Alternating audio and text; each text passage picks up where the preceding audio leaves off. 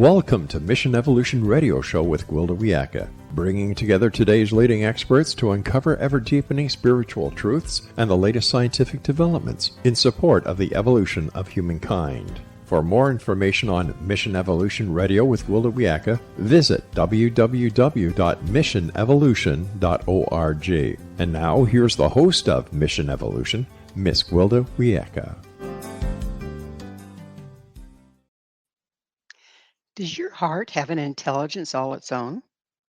If so, what part of your overall intelligence comes from your heart? How does heart intelligence differ from brain intelligence? But most importantly, can heart intelligence save the world? Mission Evolution Radio TV show is coming to you on the X-Zone Broadcast Network and the X-Zone TV channel, divisions of Relmar McConnell Media Company, with studios and corporate offices in St. Catharines, Ontario, Canada. With us this hour to discuss the power of heart intelligence is Howard Martin. Howard is one of the original leaders who helped Doc Childa find HeartMath. He's co-authored HeartMath Solutions and was a contributing author for Heart Intelligence, connecting with the heart's intuitive guidance for effective choices and solutions. Howard produced the HeartMath Experience, a cinematic learning experience. He's been instrumental in business development and in speaking and teaching HeartMath programs to thousands of participants worldwide. His website, heartmath.com. Howard, thanks for joining us on Mission Evolution. Well, hello, Gwilda. Good to be with you again. Yes. As always, looking forward to our conversation, and I want to greet everyone who's listening to this, wherever you are, whenever you are, all around the world. So it's a wonderful opportunity and a good way for me to start my day-to-day to talk about what's most meaningful. And as always, thank you so much, Gwilda, for what you do. Thank you, Howard, for what you do, and it's so wonderful having you back on the show. Let's start out with, what is heart intelligence? Within each and every one of us, there's this magnificent, wonderful intelligence that can and does lift us beyond our problems, even in the midst of chaos and confusion. It's a high-speed, intuitive intelligence.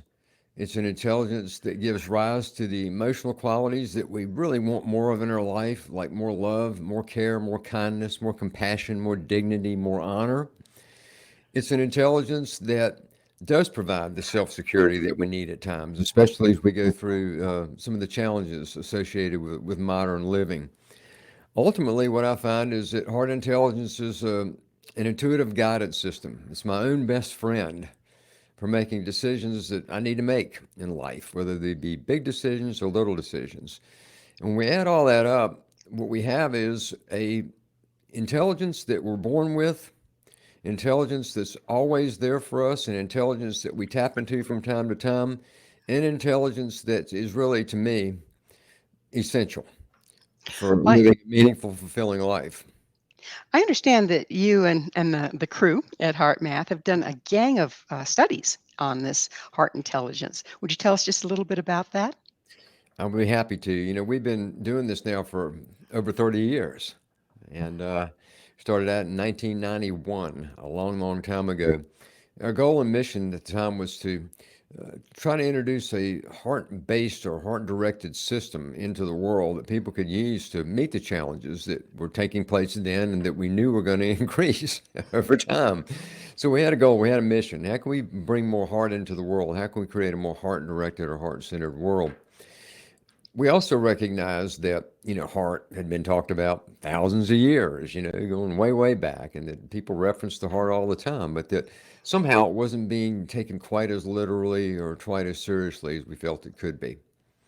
So we thought, we need to build a bridge here, between what people generally say about heart and what is talked about in the realms of philosophy and spirituality. How do we make that more appropriate for daily living? And we have to find a way to bridge that. We chose science to be the bridge. The reason we did that is that, I'm sure, Gwilda, you would recognize as well as our listeners, the science carries a lot of weight. It's respected. When something is proven to be true through empirical science, the power of belief increases rather dramatically. Science says, and it's proven it, and therefore I will believe in it. So we needed to create a new belief about heart. So we began many, many years ago doing research on the physical heart. We could have started with the wide stuff, with the bigger picture stuff, but we decided we build this research step by step in a very solid way uh, that can maintain scientific credibility throughout. When we looked at the physical heart, we found that the heart, of course, is a cardiovascular organ. But what we discovered through our research and research with others around the world is that the heart is more than that. It's actually a very important information processing center in our bodies. It is sending and also, I believe, receiving information. It sends information to the brain and throughout the entire body. I don't know how deep you want me to go, but it does it in four ways. There's a neurological communication, a biochemical one, a biophysical one, and most interestingly, an energetic one. And so, in essence, what this says is that, the physical heart is speaking. And that relates to the metaphors we've heard about heart, about listening to the heart, following your heart. The heart knows. We see the world differently through the eyes of the heart. All these statements that were made, we had some scientific support to say that these statements are not just metaphors, that there is an actual realistic truth in what's been said about heart for thousands of years. Mhm. Well, I understand that there is an electromagnetic field that surrounds the human body. Yeah. What does heart have to do with that? It's what's produced in the field. Your heart is an electrical organ. If you or I or anybody watching goes to the doctor and the doctor says, I'm going to take your electrocardiogram now, what did they just say? Electrocardiogram. The heart produces electricity. It's by far the strongest source of bioelectricity that we have, about 40 to 60 times stronger than the second most powerful source of bioelectricity, which is our brain. So the heart produces enough electricity that it creates a magnetic field. That magnetic field surrounds us in 360 degrees, right around our body. And it can be measured with the most conservative equipment you can measure fields with, about 3 feet or 1 meter outside the body. So we're producing this magnetic field. It's going to every single cell in our body, but it's also going out into space at least 1 meter. Now, many scientists believe that the 1 meter measurement is very, very conservative, that the field goes out much, much further than 1 meter. It's just a matter of what you're using to measure it. When I think about that field, I also try to think about it through the lens of quantum physics. Now, to be honest, I am far from any kind of an expert on quantum physics, but I do know one thing. When you consider things through the field of quantum physics, you remove the normal barriers of time and of space. And so what that means is this field produced by our heart, easily detected 1 meter or 3 feet outside the body, possibly going much, much further, into the physical domain, but also connecting it to something much, much larger that goes beyond the normal barriers of time and space.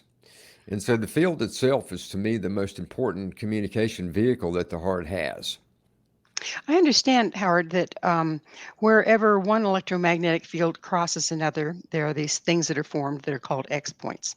Yeah. And this is NASA's out there trying to find all these X points because I guess the sun and the earth also have electromagnetic fields, much like what our body does. And what they're finding is wherever the electromagnetic field of the earth crosses with that of the sun, there's a wormhole or a bridge between time and space.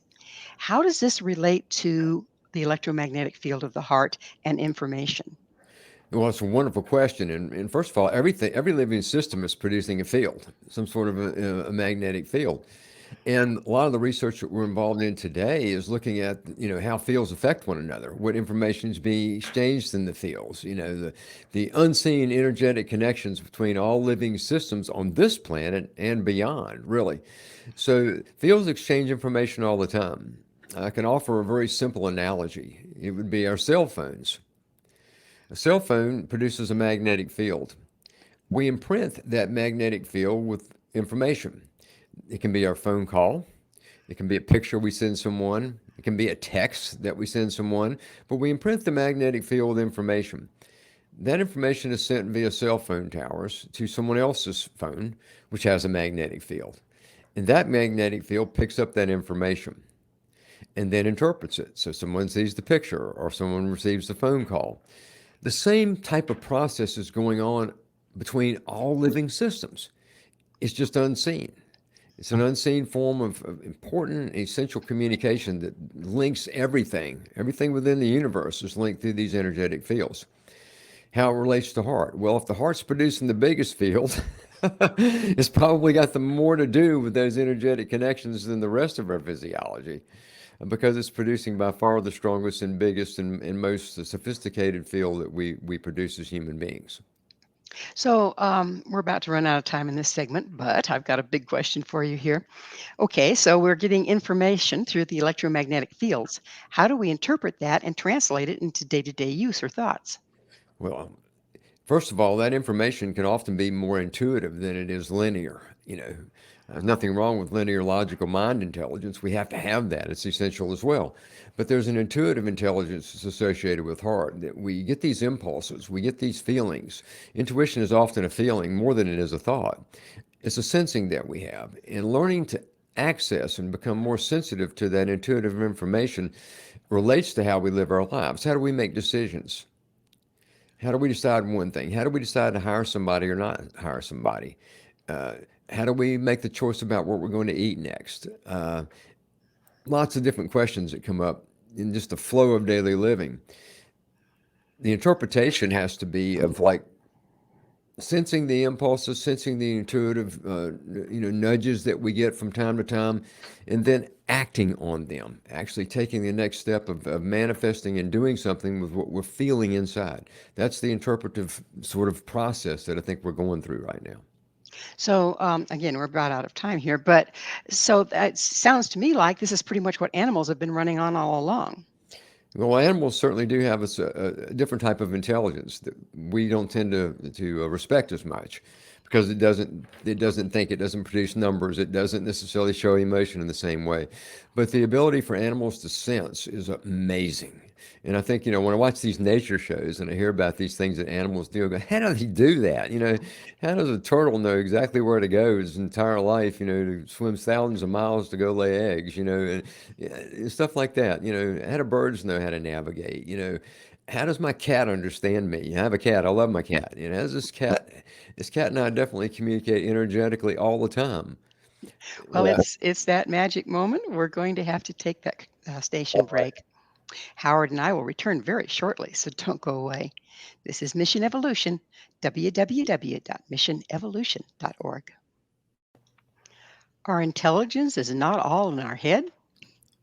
With us this hour discussing the power of heart intelligence is Howard Martin. His website, heartmath.com. So, Howard, again, we were talking about how the heart, it gets information and sends information, and how we get that to register with the head. You were saying that feelings is the language of the heart. How do we interpret those feelings? Well, I think that we have to recognize that, very naturally, it didn't take much to see that certain feelings seem to benefit us more than others. Uh, for example, I don't make good decisions if I'm frustrated about something. If I get frustrated in a business meeting, for example, I'm not going to come up with the best solution, for whatever's being discussed. Conversely, when we are feeling some of the emotions that have long been sort of associated with the word heart, when we're feeling appreciation for life, that opens the door for so much to come to us. We begin to see things very differently when we're appreciating versus when we're complaining. The world looks different. The wide angle lens begins to take place. So, care, love, compassion, I mean, I can name them all, but there's so many heart related emotions. And it becomes obvious, I think, from an interpretation standpoint, that life's going to work best if we try to operate more from those emotional states. The tendency, however, is not to do that. It becomes so easy for us to live in a place where we immediately blame or we immediately judge, or we get frustrated about the small things in life that don't really count. So, is this? Um, See if I understand you right. So the heart emotions are love, appreciation, gratitude, joy. But you said so the frustration and anger, those aren't necessarily heart emotions? I don't think they are. I think they're emotions that are born from unmet expectations, from our inability to make peace with things, from a lack of harmony within ourselves, a lack of harmony within how we are, associating with others or with life. So I don't think that they come from a deeper heart. I'm not saying that all those emotions are bad or wrong. I never believe that any emotion is that way. I think all emotions are part of life, and the emotional choices that we make are what we're painting the picture of our life with. I've just learned in my life that it's better to paint with certain emotions than others. The picture of life looks different if I'm painting with emotions that are more regenerative, more uplifting. It does not mean that I don't feel frustration or sadness or anxiousness. I can feel all those emotions. Everybody can, a myriad of emotions. It Those becomes a those matter of emotional choice, though, about what I decide to do with that, whether I decide to let that be that way or whether I decide to make a shift. those emotions, the frustration, this and that, isn't that what we're being fed on a daily basis through media and the news and this sort of thing? Of course we are. Society operates a lot on those principles. It's like almost natural and appropriate to get mad about certain things or frustrated about certain things. And it's just sort of a habitual state of consciousness. That's there. I think we're growing out of that. I think that as the evolutionary curve continues to accelerate, we are beginning to change that and see that that's not the way we want to live. But it's difficult to do that because it surrounds us, not just through the media, but certainly in the behaviors we observe in others. How about through the electromagnetic field that we're talking about at the heart? Does it come in through there as well? Absolutely. We've done a study, a very interesting study, showing that the heart is actually receiving information, or let's put it this way, strongly indicating. It's a study published a while back, actually. It's a published study through the Journal of Alternative and Complementary Medicine. It's called the Electrophysiology of Intuition. I'll briefly describe that. In that study, test subjects, a lot of them, were were hooked up to a variety of biomedical devices measuring things like brainwave functions, galvanic skin response, heart rate variability, heart evoke potentials, a lot of information and data coming from the bodies of the participants. They were placed in front of a computer. That computer had been loaded with images. Some of those images were chosen to be very evocative of something positive, like, nature scene, bunny rabbits, things like that. The other images were intended to be horrific, you know, car accidents, snakes, stabbings, things like that. The computer was selecting the images randomly, Gwilda. In other words, it wasn't programmed. The person would sit in front of the computer. There would be a prompt that came up on the computer asking them to press a button. They would press the button. There was a 6-second delay, and then the picture would show up.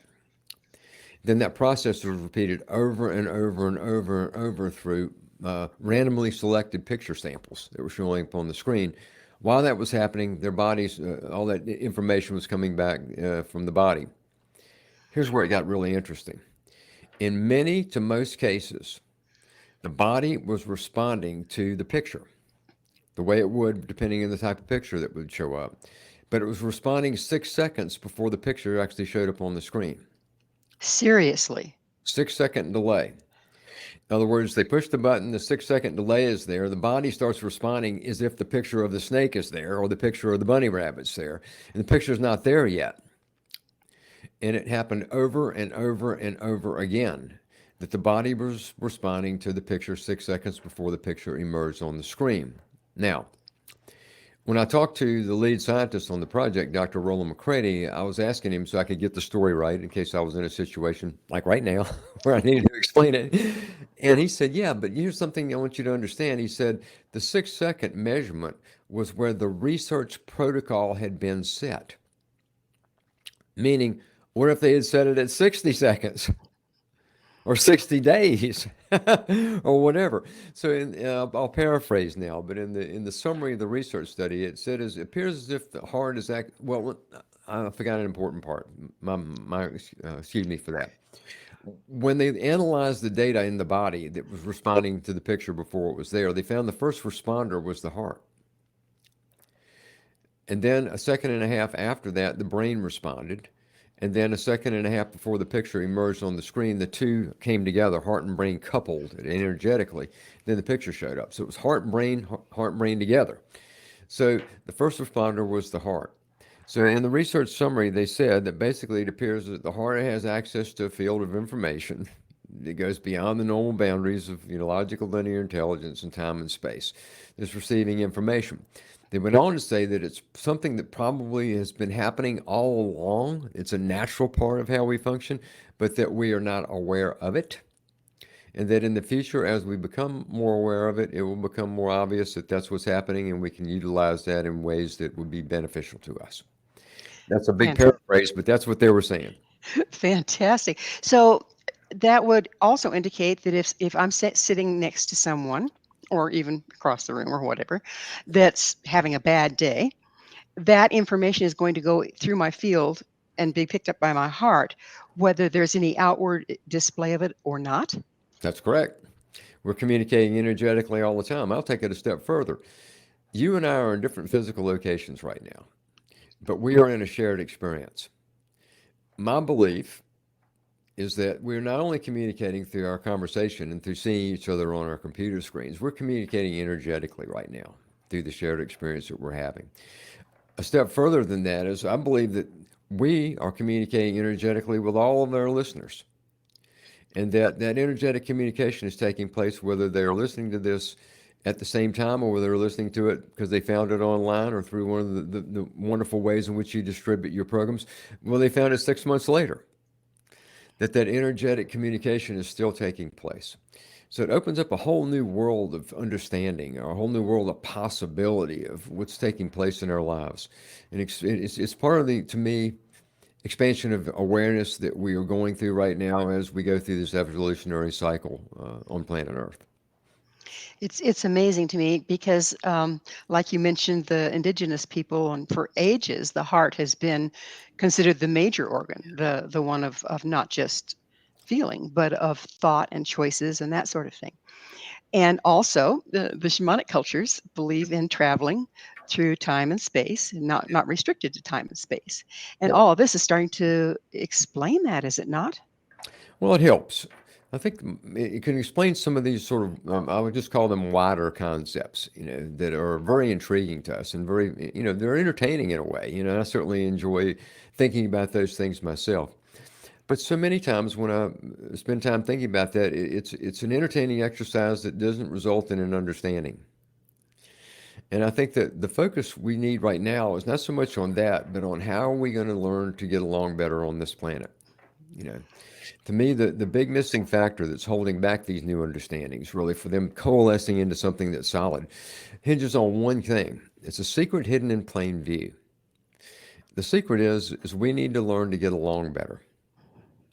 It's a simple statement, but it's a lot if you unpack that of what I think I just said.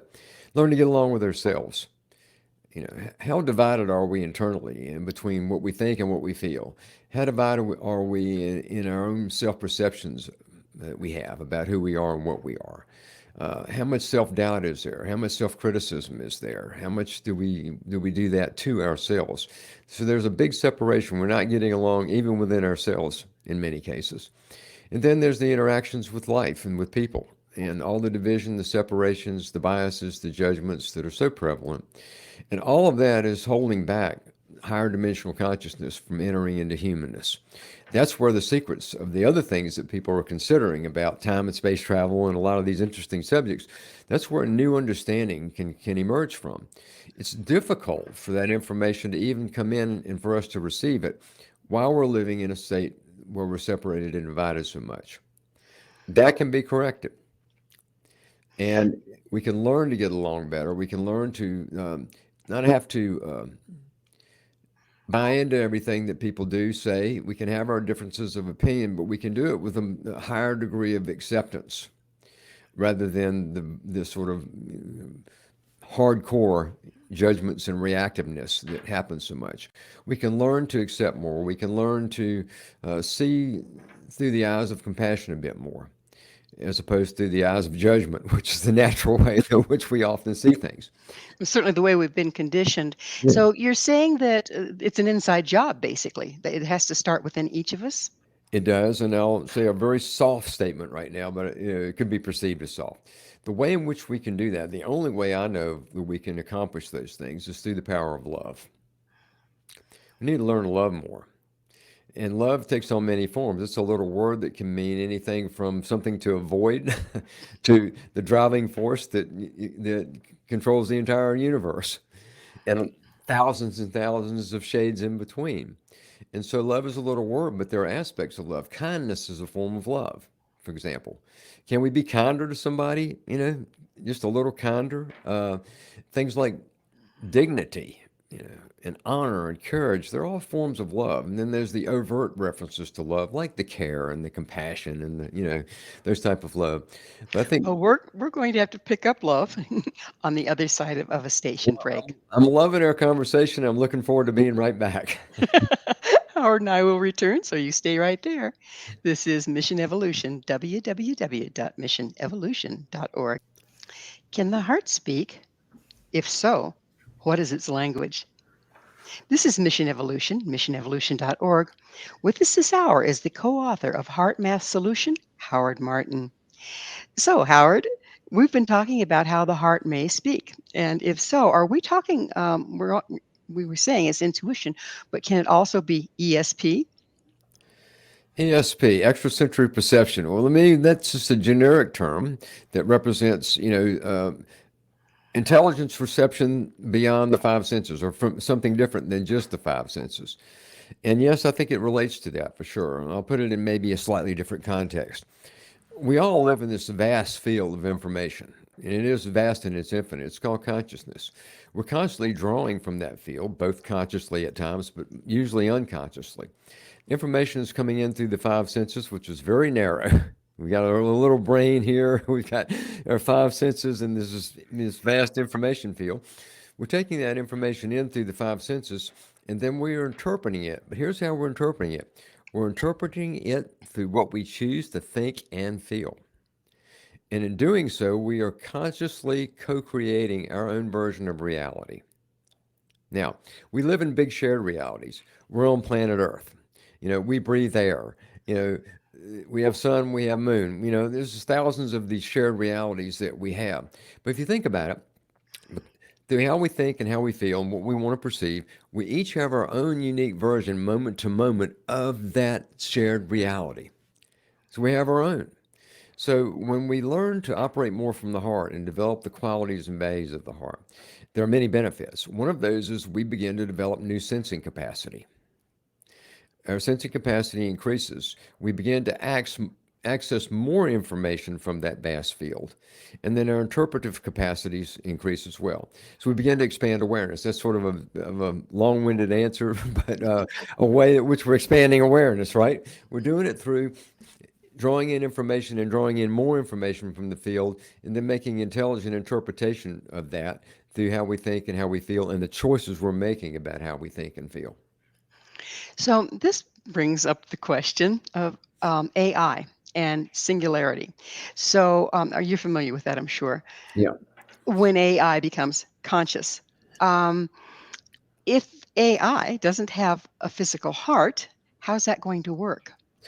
Well, it's interesting. Good question. And so these are really big questions that you're asking, Bill. I like to keep you on your toes, Howard. Like a challenging interview. This was good.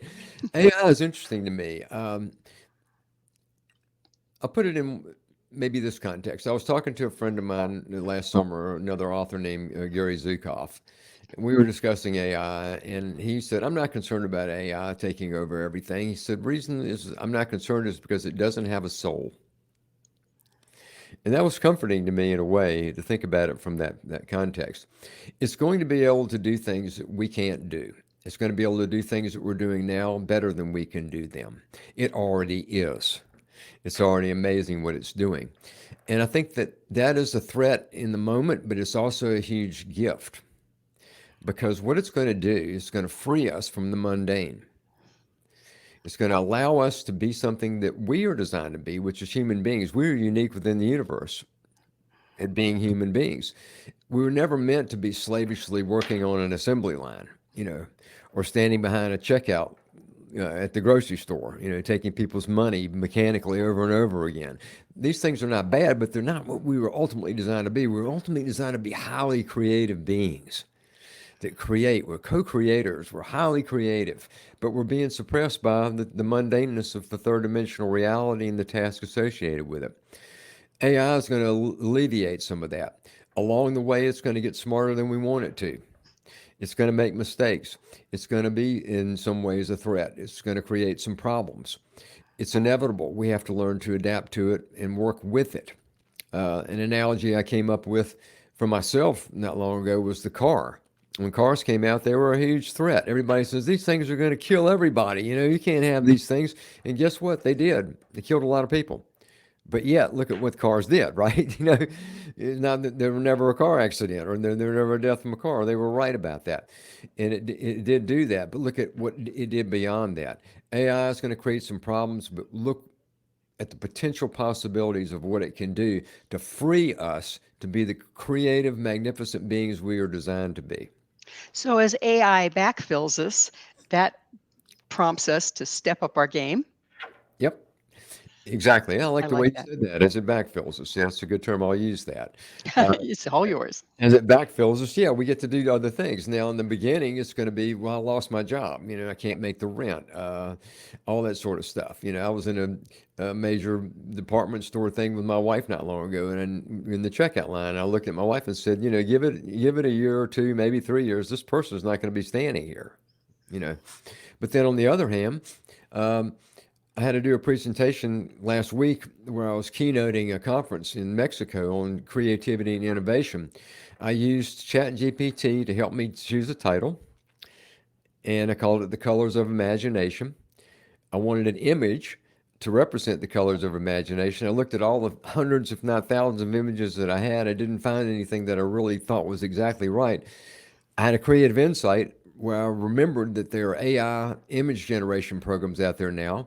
I Googled it. I found that there were dozens and dozens. I began to experiment.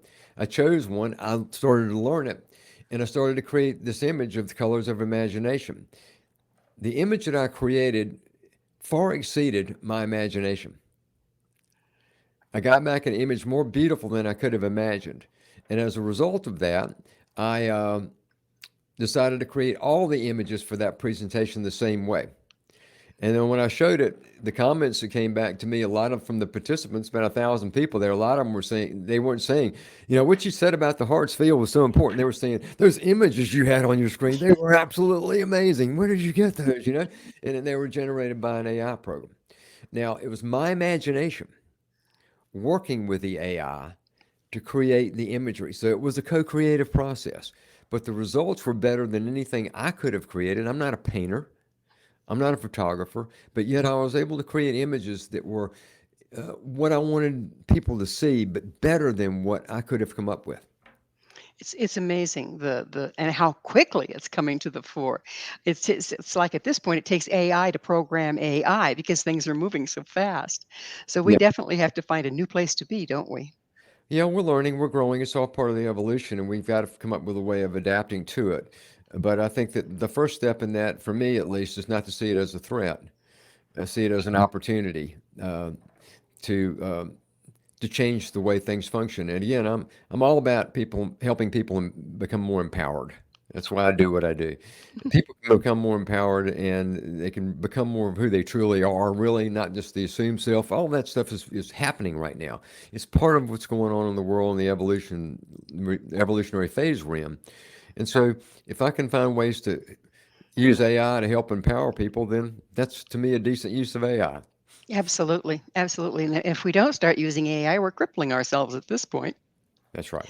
So we've been talking about how heart intelligence, intuition, I mean, the value of heart being connected to our own hearts has been pretty clearly demonstrated here in the last little bit in our conversation. But people have been disconnected from their hearts. Why were they disconnected and how do we reconnect? First of all, they were disconnected because along the way, mind got associated with being the only source of intelligence. And research even supported that a long, long time ago. And so people began to see heart as just an organ that pumps blood or maybe a sweet sentimental emotion. And they began to live life more from the neck up. Everything was supposed to be happening in the brain only. And science today knows that intelligence is distributed throughout our entire body, even down to the cells being intelligent. So it isn't all in the brain. I'm not down on the brain, by the way. Heart and brain working together is where we really get intelligence. It's like it's a partnership that we have to have. And so along the way, everything got assigned to the brain and the mind. And then sort of the roar of ambition and survival drove people away from the heart. When we're children, we're more naturally connected to our hearts. We see life through the sparkle of the heart, through the eyes of the heart.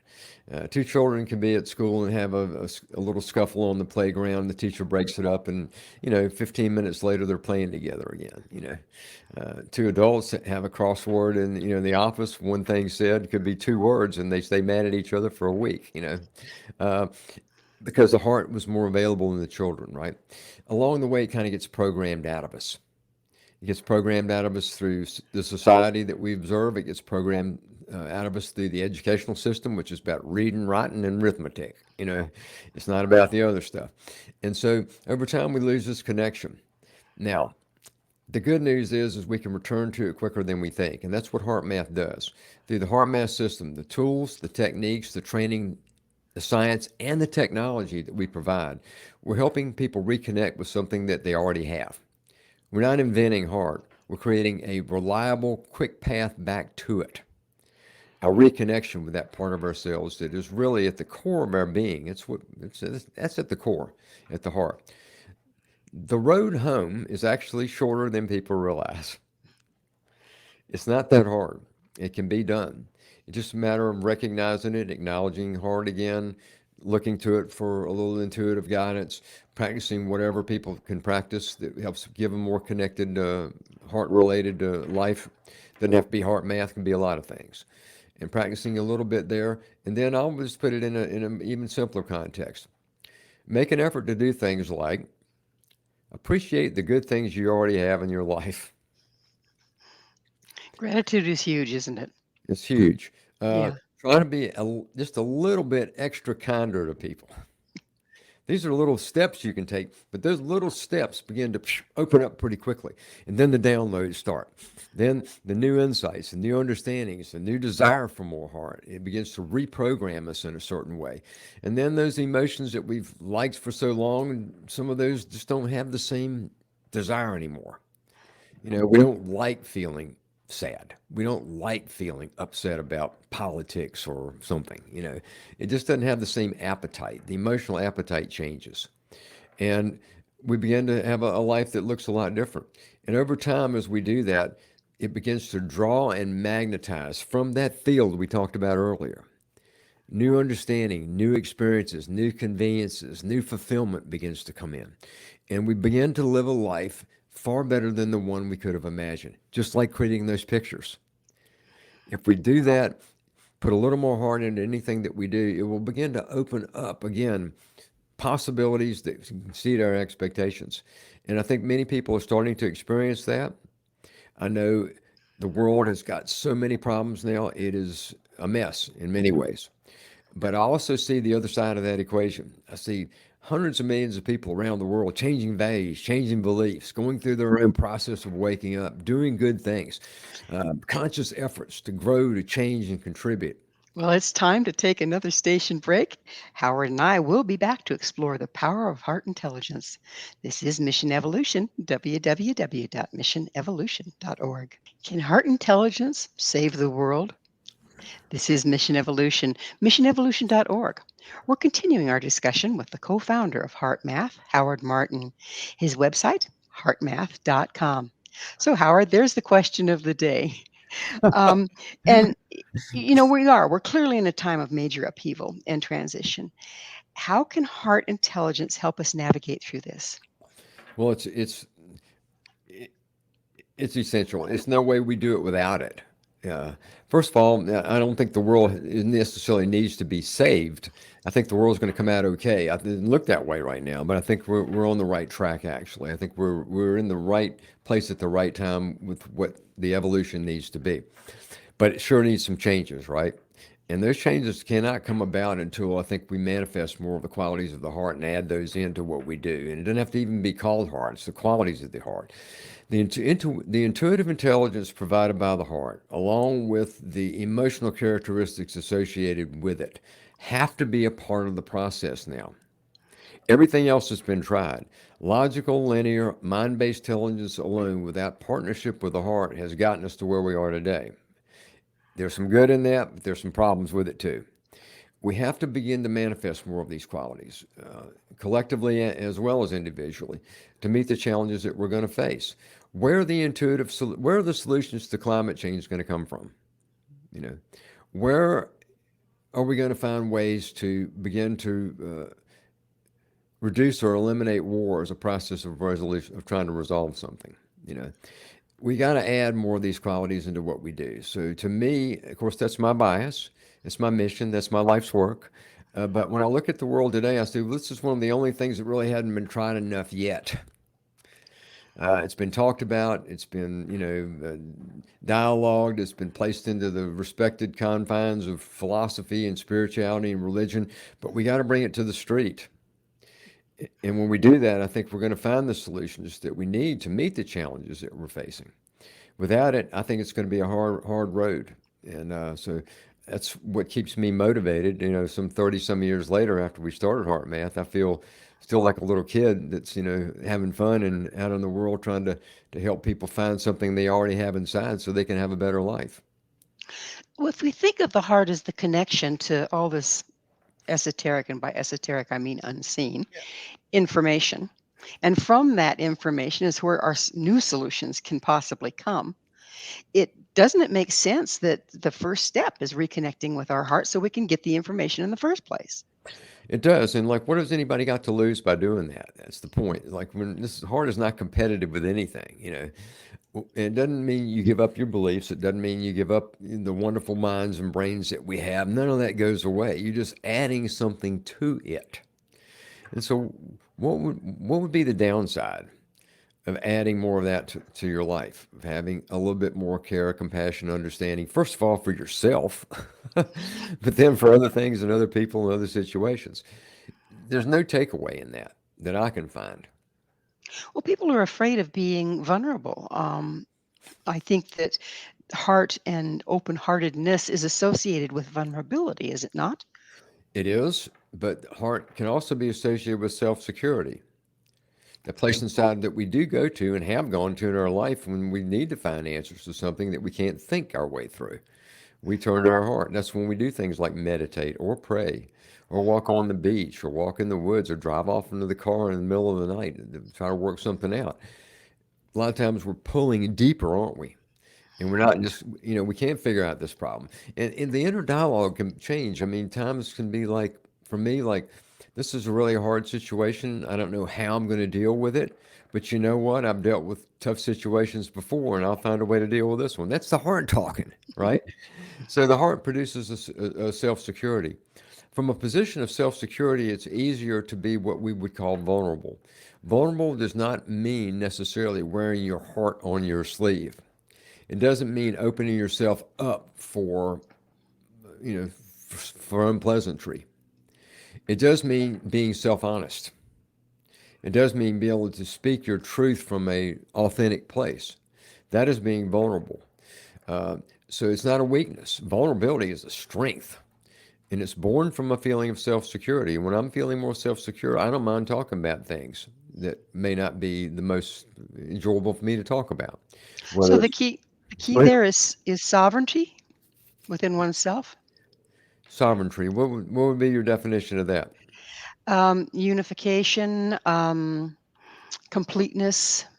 Yeah, I think aligning within ourselves, alignment. Sovereignty is not a bad way to describe that. When we're aligned, when our heart, mind, and emotions are in sync, and this is what we measure with our technology, with our new app, the Heart Math app, with the type of technology that we have, we're measuring this internal synchronization that we have at the physiological level. It's beyond the physical, though. It's actually psychological. It's actually spiritual. When all that stuff sort of syncs up and aligns in a very casual, natural way, that's when we begin to operate at our very, very highest best. And that's when we're the people that we really want to be. That's when we're unfolding and evolving at a high rate of speed. And it's from that place where more of us do that. more consistently. We'll have good days, we'll have not good days, we'll have ups, we'll have downs. But when we do that more consistently, as more of us begin to do that, that openness and cooperation will become the norm rather than the exception. So you can, it's easy to sit here and think, oh, how are we going to get everybody to do this? But it doesn't take everybody, does it? It doesn't. No, the energetic fields are communicating all the time, and a good way of saying it is coherence is stronger than incoherence by far. A little bit of coherence can offset an awful lot of incoherence. Analogy I've used in the past is some of these cleaning fluids solutions that I've seen advertised on TV, where you only take the cap of the bottle and put it in a gallon of water. That's all it takes for that thing. Then it'll clean everything, right? And it's concentrated. That's right. And so coherence, alignment with the heart. The term we use at HeartMath is coherence. Coherence offsets a tremendous amount of incoherence. So it will take a small percentage of people really operating from a higher coherent level to offset a tremendous amount of the incoherence we see in the world today. So it doesn't take everybody. And it's sort of the way things work. We've seen that before. We were talking about AI earlier. When something catches on, there's a mass sort of consciousness that happens around it. Chat GPT, for example, reached something like 100 million users in 4 days. How fast did it grow, and how quickly did all of a sudden I never heard of this thing back several months ago. Now I'm using it on a daily basis for a variety of functions.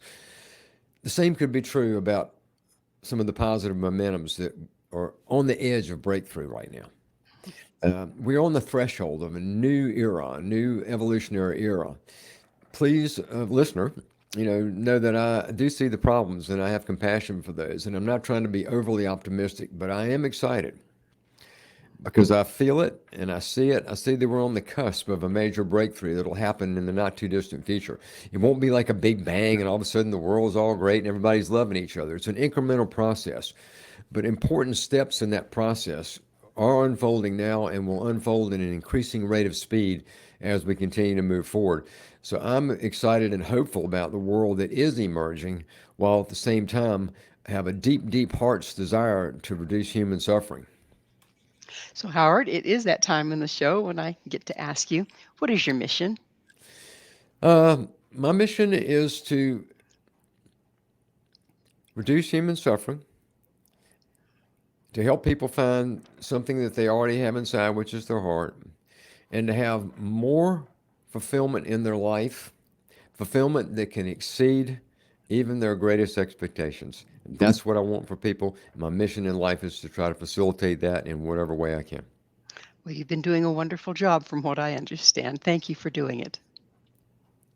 My pleasure. And thank you for having me on your show. I want to acknowledge to you and to the people watching that I do a lot of radio shows and media things or whatever, and there are hosts that I can recognize as being really good. And Gwilda, you are a really good host. I want to acknowledge you for that. You do a wonderful job with this show, and it's always a pleasure to be with you. Oh, thank you. It's always a pleasure to have you. So, one thing that we have not touched in on is heart attack. Heart attack seems to be a huge risk in our society. How does that relate with what we've been talking about this hour? Well, when I ask cardiologists why we have so many cardiovascular problems in Western society, I've asked them that question for a long time, and generally I would say in 80 to 90% of the time, the first answer that comes back is stress. They don't say diet, they don't say exercise. They get around to that, but they talk about it's stress. They just say it casually. So the stressors of life are creating the heart problems that we have, including heart attacks. So we need to learn how to better manage stress. Well, how do we do that? Well, that's where the heart comes back into play. That's where the qualities associated with heart can help to offset some of the stressors in life. And as we begin to offset some of those stressors, it's better on us physically. And so the reduction of stress is at the core of, I think, helping to solve some of the problems we have with cardiovascular disease. Not all, but it's an important starting point in that process. And coming from the places of fear and competition and negativity and lack of gratitude, those are very stressful, aren't they? You just named forms of stress. There's much more, but yeah, you just did a great job of making a little list of stressors. I call them the stress points in our life, and they all do create the stressful situation in life, and that floods our system with hormones that we don't want too many of. It puts a lot of wear and tear and strain on the nervous system. It does create problems within the physical heart itself, and that can lead to significant health problems like heart attacks. So I think that learning to reduce stress, however people do that, and I think the inside out job is the best way to do it. And I think that's where heart comes into play, is important for our physical health as well as our spiritual well being, and well as the intelligence and awareness increases that we all want to be able to understand the big pictures. So we have a choice to make, don't we? We do. And we have a choice individually and collectively in society right now of how fast or how slow do we want this evolution to go. And I think that choice is happening right now. Well, it's timely. We definitely need to get on it, don't we? We do. Well, unfortunately, Howard, we are out of time. Thank you so much for coming on the show again. It's my pleasure. It really is. And I'm always glad to be with you. And I hope that people who've given their time and attention to this conversation have taken away something that will help them feel more empowered and have. So our guest this hour has been Howard Martin. Howard is co-founder of Heart Math, co-author of Heart Math Solution, and contributing author for Heart Intelligence, Connecting with the Heart's Intuitive Guidance for Effective Choices and Solutions. To find out more about Howard and all the innovative things he and Heart Math are doing, visit heartmath.com. This has been Mission Evolution with Gwilda Wiyaka. For more information or to enjoy past archived episodes, visit www.missionevolution.org. But most importantly, please be sure to join us right here next time. This mission will continue, bringing information, resources, and support to our evolving world.